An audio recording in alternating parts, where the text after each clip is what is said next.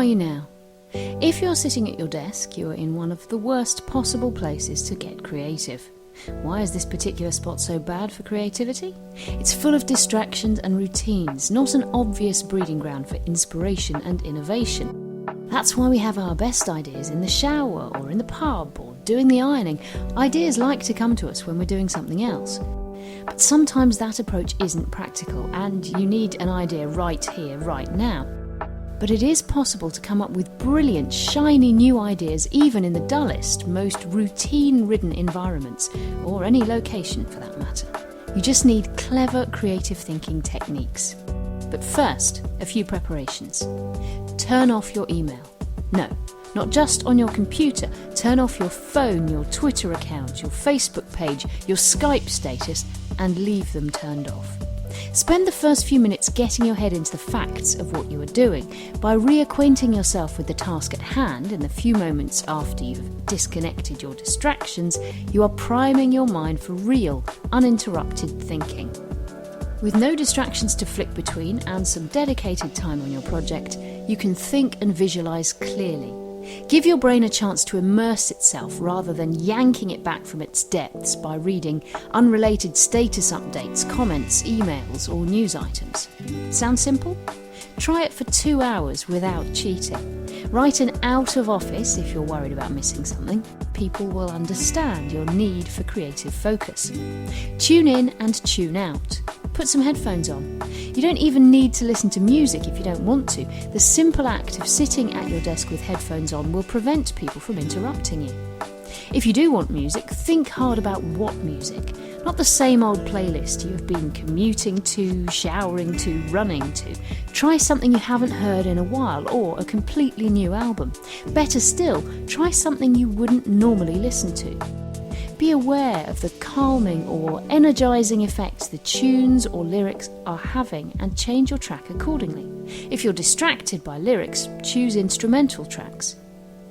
Many people find cafes or coffee shops have suitable auditory ambience for stimulating creative thought, and there's research to back this up. When you can't get out, get there virtually. Go to coffeetivity.com and listen to ready-made coffee shop sounds. Do you write and edit as you go? Do you list ideas and scrap them all after 5 minutes? This is self-defeating and you will be making yourself very aware of your failed attempts. Switch to handwriting, with a pen, without crossing out or editing. This way it's harder to delete or forget early ideas and you can track back to them if some other inspiration appears that can take them forward. Reframe the question. Ask the question or pose the brief in a different way. Ask yourself questions to start the ball rolling, such as who, why, what, where, when, and how. List attributes of the product or problem. Really break it down and simplify it. Look at feelings and emotions triggered and what meanings people attach to it. What assumptions can be challenged? For example, instead of asking, how do we get young people who dislike sport to do more exercise? Ask, what type of exercise doesn't even seem like exercise? Push boundaries. Let an idea come naturally and then imagine it bigger, brighter, louder, upside down, in another town, country or dimension. Don't limit yourself. This can be a quick way to break out of old patterns. Another way to do this is set your problem within the context of a different industry and imagine how that industry, with its different sets of specialists and experts, would tackle it. For example, if it's a customer service issue, think how a utilities company could better tackle it. Or the same problem posed to your favourite restaurant or to the flight attendants on that really scary journey you made. Taking the issue and shining a different context on it can make it come to life in a much more useful way. Take a component or an idea and exaggerate or distort it. What would happen if it was twice as big, fast, expensive? What would we do if we had twice as much time? What if the market was 10 times smaller? Get some perspective. Instead of seeing things from your point of view, borrow someone else's perspective, whether it's another generation, culture, a group of sports or music fans. See how their imagined view of things changes the way you look at the task at hand. If you're brainstorming for your own company or product, you'll likely be too close to it. Try and zoom out, look at the bigger picture. What aren't you including? Can you take an industry-wide approach rather than just looking at your organisation? Make some unrelated links to what you're dealing with. Imagine how your issue or problem would be impacted by a sudden snowstorm. Can you function the same, or do you need to make changes? If you have to handle things differently, you'll be forced to see what your priorities are, and that can help solve your idea rut. Also, try and remove any context to see if it makes you think any differently about things. Creativity flows more freely when you imagine someone else dealing with an issue.